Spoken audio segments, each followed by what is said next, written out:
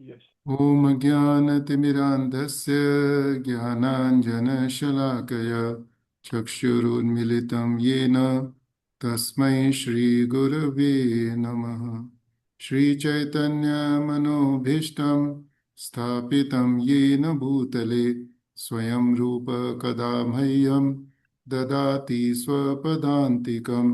वन्देऽहं श्रीगुरुः श्रीयुतपदकमलं श्रीगुरून् वैष्णवांश्च श्रीरूपं साग्रजातं सहगणरघुनाथान्वितं तं सजीवं साद्वैतं सावधूतं परिजनसहितं कृष्णचैतन्यदेवं श्रीराधाकृष्णपादान् सहगणललिता श्रीविशाखान्वितांश्च। हे कृष्ण करुणा सिंधु दीनबंधु जगतपते गोपेश गोपिका कांत राधा कांत नमस्तुते।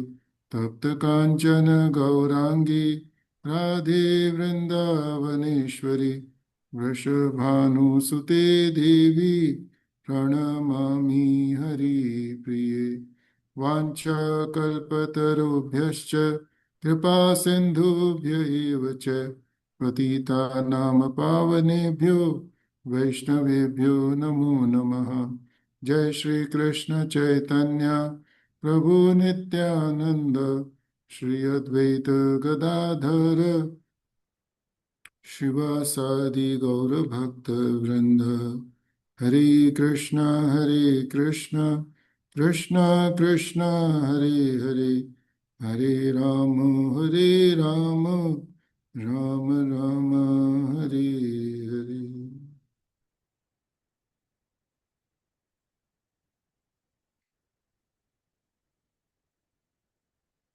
हरे कृष्णा। प्रभु जी माता जी सभी भक्तों का आज के कार्यक्रम में पुनः हार्दिक स्वागत है। और जैसा आपको मालूम है कि पिछले कुछ हफ्तों से हम लोग श्रीमद् भागवतम का पहला स्कंद अध्याय 9, उसके अंदर जो कुछ विषय दिए गए हैं उसके ऊपर चर्चा कर रहे हैं। और हमने देखा कि किस तरह से कुरुक्षेत्र का युद्ध समाप्त होने के पश्चात युधिष्ठिर महाराज का शोक शांत समाप्त नहीं होता और वह कृष्ण भगवान के साथ भीष्म पितामह देव के पास जाते हैं। भीष्म पितामह देव आ, उनको ज्ञान देते हैं, भक्ति का संदेश देते हैं, जिससे उनको शोक से मुक्ति मिलती है। और उसके बाद में भीष्म पितामह देव युधिष्ठिर महाराज और सभी पांडवों को धर्म के विषय में बताते हैं। और जब भीष्म पितामह देव पांडवों को धर्म के विषय में ज्ञान दे रहे हैं तो उसी समय सूरज जी उत्तरायण में प्रवेश करते हैं। और जैसा हमने आपको बताया था, उत्तरायण वो वाला समय है जहाँ पर योगी लोग आ, आ, शरीर छोड़ने चाहते हैं, जिससे कि उनको ऊर्ध्व लोक में, इस धरती के ऊपर जो उच्च हायर प्लैनेट्स हैं, वहाँ पर उनको जाने का अवसर मिल सके। और अगर उस समय भगवान का स्मरण करते हुए शरीर छोड़ते हैं तो फिर वो भगवान के धाम में जाते हैं। तो जैसे ही भीष्म पितामह देव ने देखा कि उत्तरायण का समय आ गया है, तो तुरंत ही उन्होंने अपने शरीर की सारी गतिविधियां रोक दी और विशेष रूप से उन्होंने बोलना बंद कर दिया। He stopped speaking means he stopped speaking anything other than about Krishna. उन्होंने कृष्ण भगवान के अलावा किसी भी चीज के बारे में बोलना उन्होंने बंद कर दिया। और उसके बाद में शरीर छोड़ने से कुछ समय पहले वो कृष्ण भगवान की बहुत ही सुंदर 11 श्लोकों में स्तुति करते हैं। और उस 11 श्लोकों में से 6 श्लोकों के ऊपर पिछले 2 हफ्ते से हमने चर्चा करी थी। उसके अंदर अलग अलग भक्तों ने हर एक श्लोक के ऊपर अपने अपने विचार प्रकट किए थे। उनको जो विषय अच्छे लगे उसके बारे में उन्होंने सबको बताया था। तो आज बाकी के 5 श्लोक है उसके ऊपर चर्चा करेंगे। लेकिन उससे पहले पिछले 6 श्लोकों में भीष्म पितामह देव ने भगवान ने जो स्तुति करी, उसके सार के रूप में हमने देखा है कि सबसे पहले भीष्म पितामह देव भगवान को बोलते हैं कि अभी तक मेरी रति संसार के बहुत सारे विषयों में थी। मेरी मति संसार के जितने अलग अलग विषय हैं उसमें लगी हुई थी, लेकिन मैं चाहता हूं कि अभी मेरी मति पूरी तरह से आपके अंदर लग जाए, आपके अंदर आवेश होए। और उसके बाद में वे कृष्ण भगवान का जो मूल रूप है, श्याम सुंदर रूप है, जिसके अंदर भगवान का श्यामल वर्ण है, पीतांबर वस्त्र है और कमल जैसा मुख है, उसका वर्णन करते हैं, उसकी सुंदरता का वर्णन करते हैं। और साथ साथ भगवान को कहते हैं कि भगवान आप तो विजय सखा हो। विजय सखा का अर्थ आप तो अर्जुन के मित्र हो। और इसके साथ साथ अर्जुन को बताते हैं कि बेटा जो तुम्हारी विजय थी, इसका कारण तुम नहीं, इसका कारण कृष्ण भगवान थे, जो तुम्हारे तुम्हारे मित्र बने। और इसके बाद में भगवान से प्रार्थना करते हैं कि भगवान, मेरी प्रीति आपके अंदर बिना किसी स्वार्थ के बनी रहे। और फिर इसके बाद में भीष्म पितामह थे भगवान का जो पार्थसारथी रूप है, पार्थसारथी रूप वो वाला रूप है जो कृष्ण भगवान ने कुरुक्षेत्र के युद्ध में दिखाया था। और इस उस रूप का स्मरण करते हुए उस रूप का वर्णन करते हैं। और वर्णन करते हुए बताते हैं कि किस तरह से कृष्ण भगवान के बालों में जो कुरुक्षेत्र का युद्ध का मैदान है उसकी धूल लग गई थी, उनके मुख पर पसीना आ रहा था और उनके शरीर पर जगह जगह बाणों से घाव हो गए थे। लेकिन इसके बाद भी कृष्ण भगवान ने अपना जो करुणामयी रूप है वो उसको नहीं छोड़ा। इस सब परिस्थितियों में भी अर्जुन कृष्ण भगवान ने अर्जुन का रथ नहीं छोड़ा। जिस व्यक्ति ने कृष्ण भगवान के ऊपर बाण चलाया अर्थात भीष्म पितामह देव ने, कृष्ण भगवान उसी व्यक्ति के समक्ष स्वयं चलकर जाते हैं उनकी इच्छा पूरी करने के लिए। और इसके साथ साथ भीष्म पितामह देव कहते हैं कि भगवान आप तो इतने करुणामयी हो कि आपने तो जो आपके विपक्ष के लोग थे, हाँ, आपके जो शत्रु थे, उनके ऊपर दृष्टि डाली।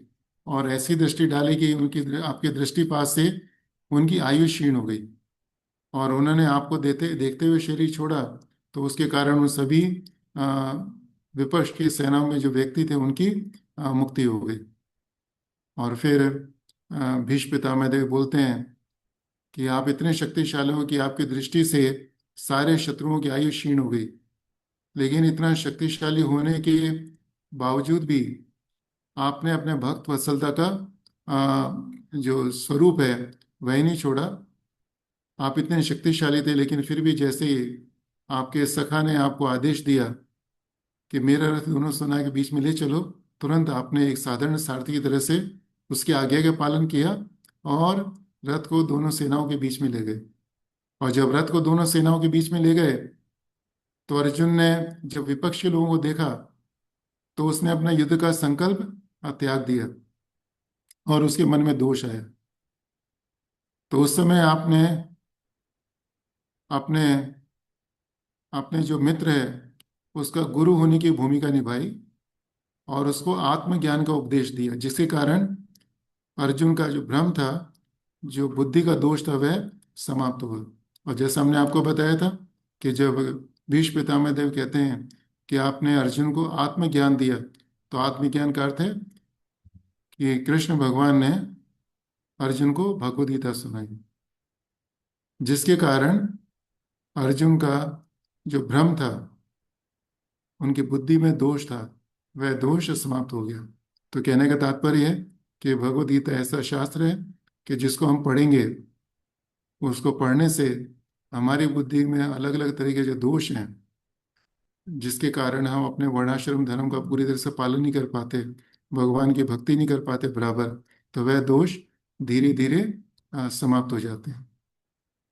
और फिर पिछले हफ्ते में जो अंतिम श्लोक था जिसके ऊपर चर्चा करी थी, उसके अंदर भीष्म पितामह देव कहते हैं कि भगवान आप इतने करुणामयी हो कि आपने मेरी प्रतिज्ञा रखने के लिए अपनी प्रतिज्ञा तोड़ दी और रथ से उतरकर रथ का पहिया उठाकर मेरे को मारने के लिए दौड़े।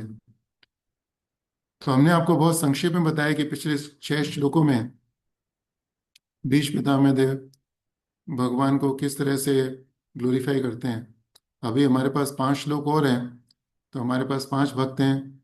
वो पांचों भक्त एक एक करके हर एक श्लोक को पहले पढ़ेंगे, उसका अनुवाद पढ़ेंगे, फिर जो तात्पर्य में से उनको जो अच्छी चीज़ लगी वो सभी भक्तों के साथ शेयर करेंगे। जब हम कहते हैं जो चीज़ अच्छी लगी, तो इसका कहने का तात्पर्य नहीं है कि जो चीज़ भक्तों ने नहीं बताई वह चीज अच्छी नहीं है। प्रभुपाद ने भागवतम के अंदर जो भी दिया है, everything is good, everything is good, but due to our puny intelligence, हमारी जो अल्प बुद्धि है, उसके कारण हमको सभी शब्दों के अंदर अच्छाई नहीं दिखती है। Right, we can't see the good. जैसे हमारा जो दोष है, मनुष्य का जो दोष है, उसका दोष क्या है कि सभी चीजों में वो दोष देखता है, राइट, उसको गुण बहुत कम देखते हैं। तो इसी तरह से प्रभुपाद जी का तात्पर्य तो बहुत बड़ा होता है, लेकिन हम उसमें से जो अच्छी चीजें हैं, हमको एक या दो लाइन ही बहुत अच्छी लगती है ना। बाकी अच्छी इसलिए नहीं लगती क्योंकि हमको समझ में नहीं आती, हमारा इंटरेस्ट नहीं होता। लेकिन but still, whatever we understand, that's very good, that's also very pleasing to Krishna and purifying for us also. So now I will recite Om Namo Bhagavate Vasudevaya, and after that, I will request each of the five devotees to start reciting the verse translation and share the important points what they have picked up from the translation and purport. Hare Krishna. Om Namo Bhagavate Vasudevaya. ॐ नमो भगवते वासुदेवाय। ॐ नमो भगवते वासुदेवाय। नारायणं नमस्कृत्य नरं चैव नरोत्तमं देवीं सरस्वतीं व्यासं ततो जयमुदीरयेत्। नष्टप्रायेषु अभद्रेषु नित्यं भागवत सेवया भगवती उत्तमश्लोके भक्तिर्भवती नैष्ठिकी। जय शिला प्रभुपाद की जय। हरे कृष्ण प्रभु। हरे कृष्ण प्रभु। हरे कृष्ण। चित्विषीकहतो विशीर्णदंशः शच्च परिप्लुत आततायिनो मे प्रसभमभिसंसार मध्वार्थ स भवतु मे भगवान गतिर्मुकुंदः। तो इसका ट्रांसलेशन है, may he Lord Shri Krishna, the personality of Godhead, who awards salvation, be my ultimate destination. On the battlefield, he charged me as if angry because of the wounds dealt by my sharp arrows.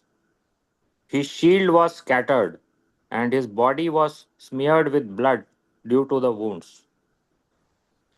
The So, purport. हाँ, purport में मुझे ये अच्छा लगा कि मतलब in spite of being on the other side of the field, battle field, तो एक एनिमी भी डिवोटी हो सकता है। ये एक अस्टाउंडिंग फीचर है, such dealings that a devotee can please the Lord by playing the part of an enemy, and the Lord being absolute can accept service from his pure devotee even in the garb of an enemy. मतलब दुश्मन अगर जो है उसमें भी, मतलब आप devotee कैसे भगवान को ग्लोरीफाई करते हैं। Supreme Lord can not have any enemy, nor can a so called enemy harm him, because he is Ajita और अनकॉन्करेबल। बट भगवान फिर भी प्लेजर लेते हैं when his pure devotee beats him like an enemy और rebukes him from a superior position, although no one can be superior to the Lord. भगवान से ऊपर कोई नहीं है। There is nothing above God. These are some of the transcendental reciprocities dealings of the devotee with the Lord, and those who have no information of pure devotional service cannot penetrate into the mystery of such dealings. तो भीष्म देवा ने जो valiant warrior का जो role किया, ही purposely उन्होंने piers किया भगवान कृष्ण की बॉडी को, so that the common eyes it appeared that the Lord was wounded, but factually all this was to bewilder the non-devotees. जो नॉन डिवोटीज हैं उनको बिविल्डर करने के लिए ये किया। The all spiritual body can not be wounded, spiritual body cannot be wounded, and a devotee cannot become the enemy of the Lord. Had it been so, Bhishma Deva would not have desired to have the very same Lord as the ultimate destination of his life. So he did so because the warrior devotee wanted to see the transcendental beauty of the Lord, decorated with wounds created by a pure devotee. By such dealings, both the Lord and the devotee became glorified in their respective positions. The Lord was so angry that Arjuna checked him when he was moving towards Bhishma Dev, but in spite of Arjuna's checking, he proceeded towards Bhishma Deva as a lover goes to a lover. The Lord is undoubtedly the deliverer of all conditioned souls. He always awards them according to their aspiration, but here Bhishma Deva aspires to see the Lord in his personal feature. All pure devotees aspire for this. तो हमें ये इससे जो take away ये है कि किस तरह भीष्म जी ने जो है दूसरी तरफ रहते हुए भी कैसे भगवान को जो है ग्लोरीफाई किया एनिमी, और उनके ऊपर वुंड्स करके भी जो है उन्होंने किस तरह उनमें अपना भाव प्रकट किया। ये एक बहुत बड़ा टेक अवे है इससे। और इसमें यही है कि अगर डिवोटी एनिमी साइड में भी है तो always it gives a pleasure to the Lord. Hare Krishna Prabhu, this is the my take away. Prabhu in summary Prabhupada ji ने तात्पर्य में बताया कि हाँ, भगवान का शत्रु बनकर भी भगवान की सेवा कर सकते हैं, but it should be favourable to Krishna, right? In the right mood. Even Kamsa was an enemy of Krishna, right? But it was not pleasing to Krishna. He was averse to Krishna. लेकिन Bhishma Deva, he was a devotee of Krishna, and he wanted to please Krishna by playing the role of an enemy. In case of Kamsa, he actually became the enemy, although it was an Leela, but in his mind, he was always thinking, taking Krishna as an enemy. But here Bhishma Deva did not take Krishna as his enemy, क्योंकि प्रभुपाद जी जैसे तात्पर्य में बताते हैं कि अगर अगर कृष्ण भगवान भीष्म पितामह देव के शत्रु होते तो भीष्म पितामह देव बार बार अपनी स्तुति में यह नहीं बोलते कि कृष्ण भगवान मेरी अ, गति हो, कृष्ण भगवान में मेरी मति लगे। वो कृष्ण भगवान के दर्शन की इच्छा नहीं रखते हैं। और इसी तरह से भीष्म पितामह देव भी कृष्ण भगवान के शत्रु नहीं थे। हालांकि कृष्ण भगवान, जैसे प्रभुपाद जी तात्पर्य बताते हैं कि कृष्ण भगवान भीष्म पितामह देव को रथ से उतरकर मारने के लिए दौड़े और अर्जुन को रोकना चाहते थे, फिर भी भगवान रुके नहीं। लेकिन भीष्म पितामह देव कृष्ण भगवान के शत्रु नहीं थे, क्योंकि अगर भीष्म पितामह देव कृष्ण भगवान के शत्रु होते तो भगवान को युद्ध करने की कोई आवश्यकता ही नहीं थी। वह तो सिर्फ अपनी दृष्टि मात्र से, अपनी इच्छा शक्ति से, दृष्टि भी नहीं, अपनी इच्छा शक्ति से उनके प्राण हर सकते थे। तो इस तरह से प्रभुपाद जी हमको तात्पर्य में बताते हैं कि ना तो कृष्ण भगवान भीष्म पितामह देव शत्रु थे और ना ही भीष्म पितामह देव कृष्ण के शत्रु थे। दोनों भगवान, दोनों के बीच में भक्त और भगवान का संबंध था। विजयरथ कुटुम्बद आत्ततोत्रे धृतहया रास्मिनि तच्चिरीक्षेणे ये भगवते रतिरस्तु मे मुमुर्षुर् याम इह निरीक्ष्य हता गता स्वरूपम्। Translation by Divine Grace C.S. Bhaktivedanta Swami Srila Prabhupada. At the moment of death, let my ultimate attraction be to Sri Krishna, the personality of Godhead. I concentrate my mind upon the chariot driver of Arjuna, who stood with a whip in his right hand and a bridle rope in his left, who was very careful to give protection to Arjuna's chariot by all means. Those who saw him on the battlefield of Kurukshetra attained their original forms after death. So I have few of the notes what I heard from Srila Prabhupada's Disciples lecture, I would like to share with you all. Though Bhishma Dev was lying on the battlefield of Kurukshetra, so he is about to leave his body, but look at his devotion. He offers a prayer that this is the prayer that reveals that highest realization. So to remember Supreme Lord Sri Krishna, it's not an easy thing. And again, he is not thinking about the impersonal form, but in his intimate or personal pastime as Arjuna's chariot, like a Parthasarathi. So he prays not just for liberation, but loving remembrance of that specific form of the Lord. So what is that form? Like Prabhupada mentioned, holding the whip and reins like the rope, and offering full protection to his devotee on the battlefield, which none other than Krishna protecting Arjunas. And this is the perfect art of dying when someone leaving the body, all observed in the divine pastime of the Lord. So, not as rightly mentioned in the purport, it's not just Bhishma Pitama had, got liberation. Also, the whoever died in the battlefield got original spiritual form. That's a Swarupa, it's called.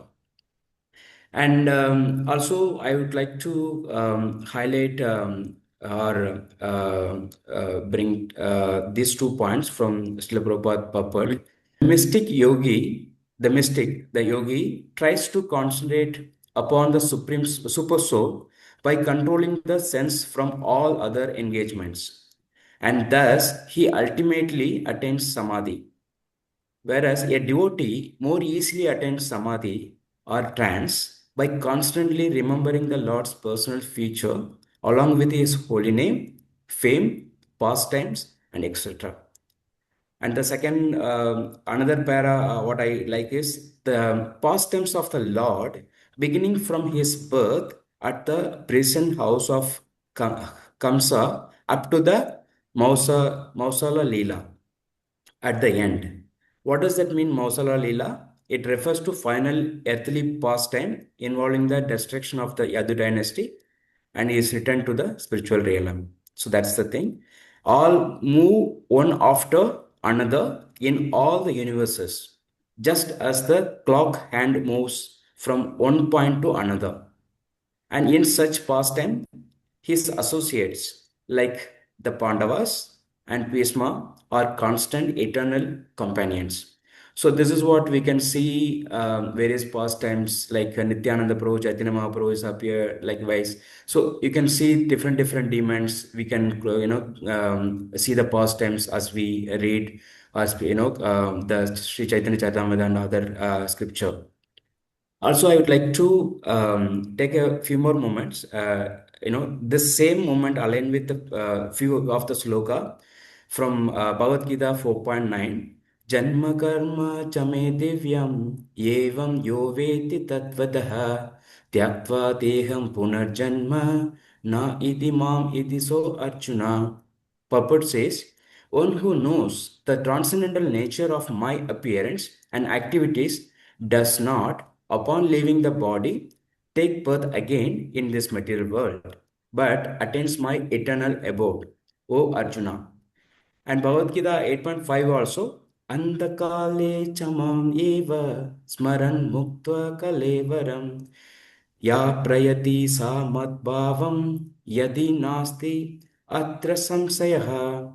And whoever at the end of his life quits his body, remembering me alone at once attains my nature. Of this, there is no doubt. Hare Krishna. So, Prabhuji Mataji, another main point is the I think the most important point is that this verse tells us what should be our object of attraction at the time of death. So here in this verse, Bhish Pitamadev says Mumursho. Mumursho means the person who is about to die. And then he says Bhagavati Rati Astu. Astu means होने का अपनी इच्छा व्यक्त कर रहे हैं. और Rati means It's a strong attachment. Like a child has got a rati in the toys. Rati in the toys means he is very much attached to the toys. जहाँ पे भी उसको खिलौने देखेगा बच्चा उसकी तरफ भागता है। एक धनी व्यक्ति की रति धन के अंदर होती है, शराबी व्यक्ति की रति रति शराब में होती है। right? तो रति मीन्स वेरी स्ट्रांग अटैचमेंट। तो इसमें भीष्म पितामह को बता रहे हैं कि अंत समय में हमारी रति means our strong attachment should be should be to Krishna, right? And that's what he is praying, that my attachment, my rati should be in your this beautiful Parsarthi form. And again, this verse tells the power of looking at Krishna. If someone looks at Krishna, just by looking at Krishna and leaving the body, the person will get the liberation. और आपने अगर इसका तात्पर्य पढ़ेंगे प्रभुपाद जी का, तो प्रभुपाद जी तात्पर्य में लिखते हैं लास्ट में कि the conclusion is that whosoever dies looking on the personality of Godhead within or without attains his swarupa, which is the highest perfection of life. कि जो भी व्यक्ति भगवान को देखते हुए अपना शरीर छोड़ता है उसको निश्चित रूप से अपने स्वरूप की प्राप्ति होती है। स्वरूप की प्राप्ति होती है अर्थात कि वह भगवान के धाम में जाता है। और भगवान के स्वरूप का दर्शन करना हम अपने हृदय में भी दर्शन कर सकते हैं, और हृदय के बाहर जो भगवान के विग्रह है उनके रूप का दर्शन करते हुए भी शरीर छोड़ सकते हैं। तो चाहे हम हृदय के अंदर दर्शन करते हुए शरीर छोड़ें और या हृदय के बाहर दर्शन करते हुए शरीर छोड़ें, दोनों स्थिति में हमारी मुक्ति होती है। ठीक है, हरे कृष्ण। Verse 1.9.40 ललितगतिविलासवल्गुहास प्रणयनिरीक्षणकल्पितोरुमानः कृतम् अनुकृतवत्य उन्मादलन्दाः प्रकृतिम् अगन् किल यस्य गोपवद्वः। Translation by His Divine Grace A.C. Bhaktivedanta Swami Prabhupada. Srila Prabhupada ki Jai. Let my mind be fixed upon Lord Sri Krishna, whose motions and smiles of love attracted the damsels of Rajadhama, the gopis. The damsels imitated the characteristics movements of the Lord after his disappearance from the rasa dance. So, Prabhuji, here, so far we saw in the past verses of Bhishma Sudhi, where Bhishma remembered Krishna, as many mentioned, and you also mentioned, Prabhu, that they glorified him in the charioteer form of Arjuna. Now, and also here, Bhishma Dev tried to teach us one of his good points of Krishna, that is, he will break his vow for anyone to save his devotee or to protect his words, like of Bhishma. So now in this verse, Bhishma now remembers the gopis of Vrindavan. Outwardly, it may seem unrelated because of the situation and the place he's thinking of. But again, here Bhishma wants to show that Krishna is more pleased when his pure devotees are glorified. So, like first, he glorified Arjuna, who is praiseworthy. Like Prabhupada said, Arjuna is also praiseworthy devotee, and he was fortunate to receive the fraternal service of Krishna. Now, here he glorifies the gopis, whose devotion and love for Krishna was even higher, which makes them more praiseworthy and pure devotees. They practically became one with the Lord. Like during Rasa Leela, even after Krishna disappeared, the gopis continued joyfully dancing, imitating Krishna. That shows their absorption in his remembrance. So, this also shows how gopis' love and devotion for Krishna was unmotivated. So, Bhishma's purpose here of remembering gopis was about his pure devotees, which because he also wanted their mercy in his last stage of life that he was in. But Prabhupada in this purport also wants to clarify, when we say gopis are one with Krishna, it should not be misunderstood like the Sayujya liberation or the thinking of the impersonalist. That oneness is coming from the quality and not the quantity. Like it was explained that it's like the drop of the ocean water is same as the ocean, but then it is not the ocean itself. It's much ocean is much vast. So it's like gopis, their qualities were aligned with Krishna, but at the end of the day, Krishna is much supreme. He's the source of all. So here Bhishmadev emphasizes on the part that Krishna is more pleased if we glorify their devotees, his devotees. Hare Krishna. Here, one thing is that Bhishma Pitamadev himself is a Mahajan, one of the 12 Mahajans who knows the principle of religion, and he's a liberated soul. But still, due to his humility, he is remembering Krishna as the topmost pure devotees, who are the gopis. In other way, he's telling Krishna the way gopis were absorbed in your remembrance. I should also, or you please bless me so that I can also be absorbed in your remembrance, uh, like they were absorbed in your thoughts all the times. Right? So this also shows, the Bhishma Pitamadav say humility, and is again a strong desire to absorb his mind upon Krishna's form. Right? Right? Hare Krishna. Yes. हरे कृष्ण प्रभु जी, दंडवत प्रणाम। Hare Krishna. मुनि गण नीप वर्ष संकुले अंत सदसी युधिष्ठिर राजसूय एषाम अर्हानाम उपपेद इक्षणीय मम दृषि गोचर एष आविरात्मा। Purport by His Holiness Sri Bhaktivedanta Srila Prabhupada. At the Rajasuya Yajna performed by Maharaja Yudhishthira, there was the greatest assembly of all the elect men of the world, the royal and learned orders, and in that great assembly, Lord Krishna was worshipped by one and all as the most exalted personality of Godhead. This happened during my presence, and I remembered the incident in order to keep my mind upon the Lord.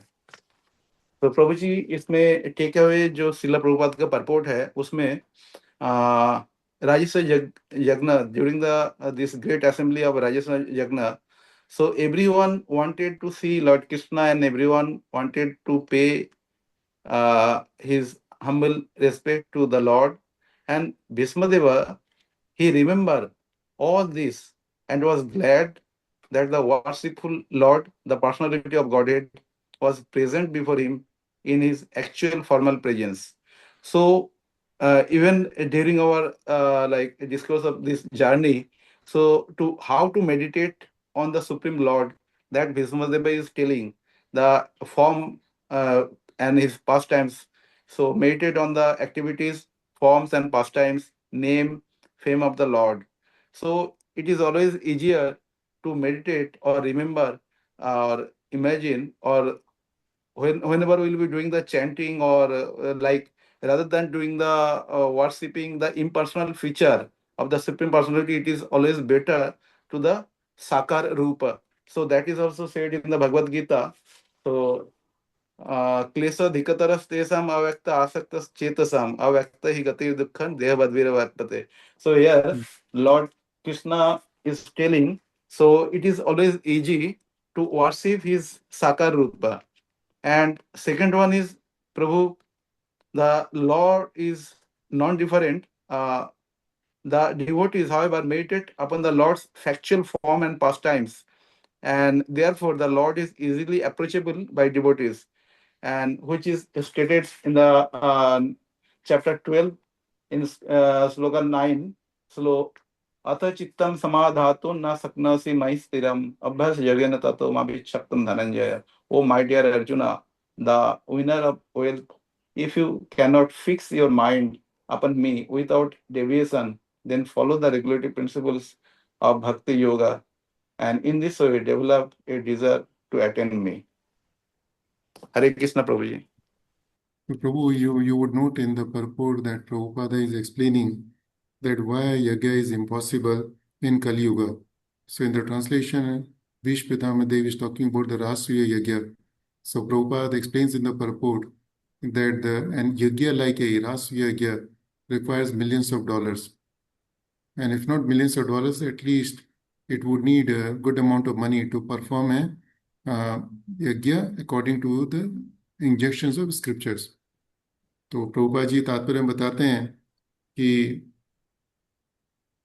इस तरह का यज्ञ करना कलयुग के अंदर बहुत मुश्किल है। और मुश्किल ही नहीं, ये इम्पॉसिबल भी है, क्योंकि ये यज्ञ को करने के लिए जो क्वालिफाइड प्रीस्ट चाहिए वह मिलना बहुत दुर्लभ है। और इसीलिए कलयुग के अंदर जो बेस्ट यज्ञ है दैट इज ए संकीर्तन यज्ञ। और प्रभु आपने you picked up the point nicely, क्लेशो धिक्तरस्तेषाम, दैट इज इजी। और प्रभुपाद जी एक्सप्लेन करते हैं परपोर्ट के अंदर कि what is the meaning of meditation, right. So meditation means meditation on the activities, forms, pass times, name, fame of the Lord, this is all meditation. And even engaging ourselves in serving Krishna is also a meditation. Many times we see we are so much engaged in the service. For example, like on the big festival Janmashtami day, right? It's a full fasting day. But the devotees who have taken up various sevas, they are so much absorbed in the seva that they don't remember, or they don't feel that they have not taken any food or water for 18, 20, 24 hours. Right? So this is what, this is also a samadhi. This is also a complete absorption in Krishna. Okay? And finally, Prabhupada mentions a very nice point in the last couple of sentences. Prabhupada mentions that an ordinary man cannot become a god at any point of time, even after death. So it's very wrong to worship a dead man as a god after death, if it so happens. And same way, Prabhupada mentions the purport that Krishna never becomes an ordinary man, though he appears in the human form. Right? So this is the point we should note. It's given in the last part of purport. And Prabhupada uses the word anthropomorphism, which means making God into a man. कि हम भगवान को एक साधारण व्यक्ति समझ लें, वो that is not applicable in case of Krishna, कि Krishna is not a common man, it's not an ordinary man, और not even an extraordinary man. We shouldn't say Krishna is an extraordinary powerful person. This is all incorrect. Krishna is the supreme personality of Godhead, right? Okay? That's the position of Krishna. And another way, when Prabhupada says that meditation means meditation on the activities, forms, pastimes, name, fame of the Lord. So Prabhupada wants to say that one should not wait for the death to meditate upon Krishna.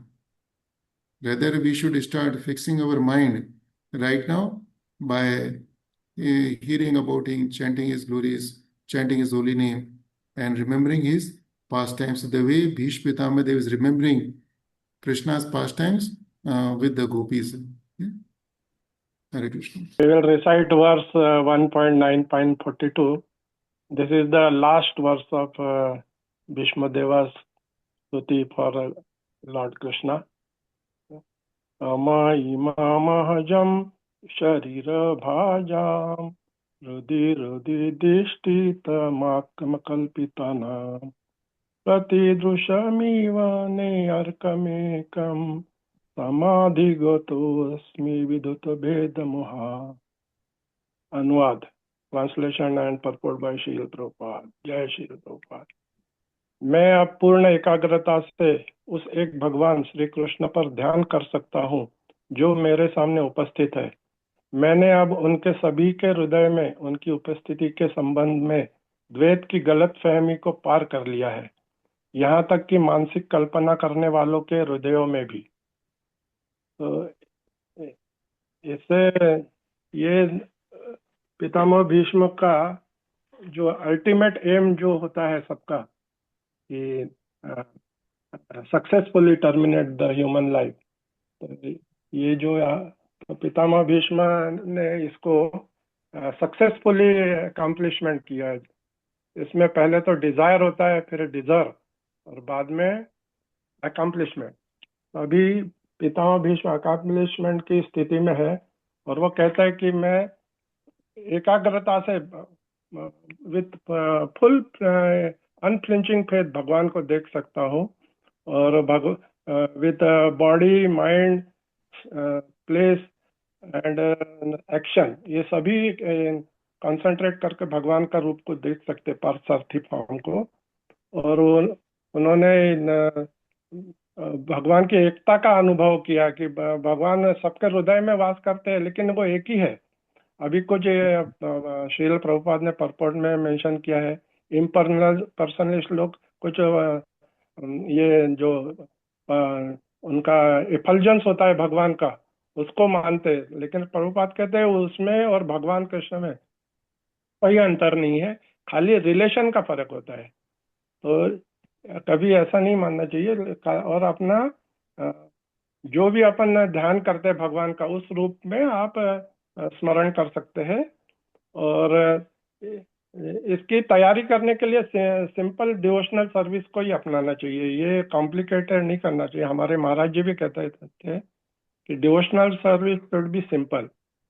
और भगवान को पाने के लिए ये जो महापुरुष जो है महाजनों ये न गतास पंथा, तो महाजनों के जो फुटस्टेप्स है उसको फॉलो करने चाहिए।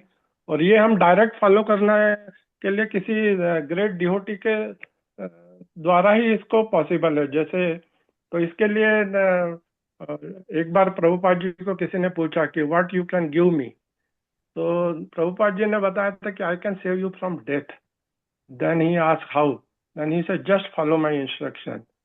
तो और always remain in association of devotees and ultimately you will get this opportunity. तो ये कहते हैं कि जब भी कोई स्पीड से कार जाती है तो उसकी धूल थोड़ी सी उड़ती है। तो ये एग्जाम्पल दे रहा है कि हमको हमेशा जो एलिवेटेड सोल है, जो संत महात्मा या जो सन्यासी लोग हैं, इनके साथ जब भी मौका पड़े तो हमको सहवास करना चाहिए।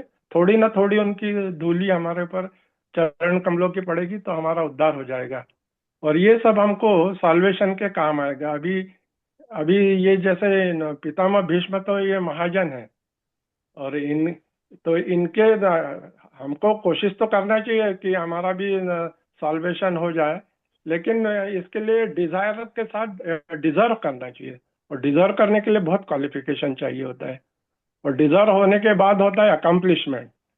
अब अंत नारायण स्मृति ही होना है, इसके लिए बहुत अभ्यास करने की जरूरत है।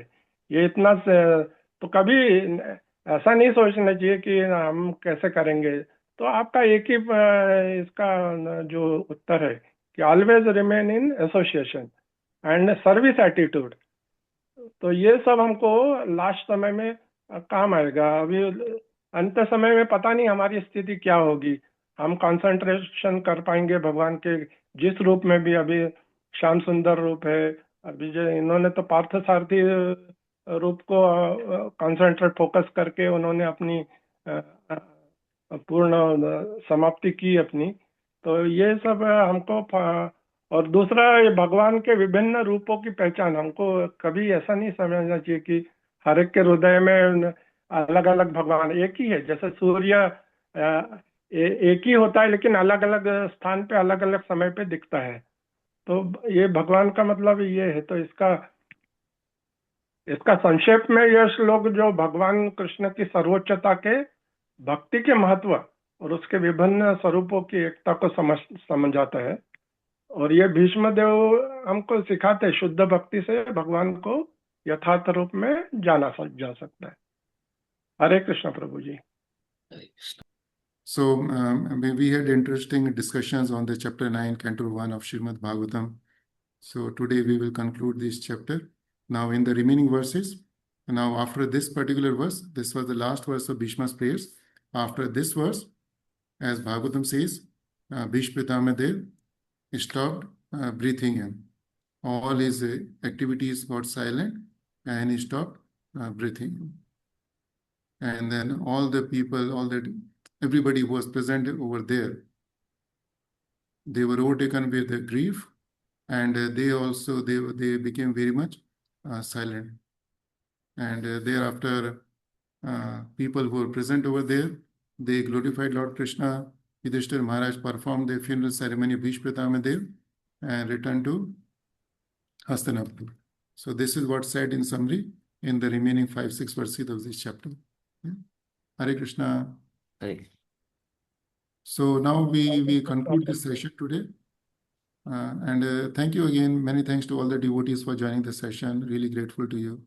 Jai Vancha Kalpatrubhyasya Kripa Sindhubhyev Vache Patitanam Pavnebhyo Vaishnavebhyo Namo Namo. ओ नमः Ananta Koti Vaishnavranti ki Jai. Srila Prabhupada ki Jai. जय जय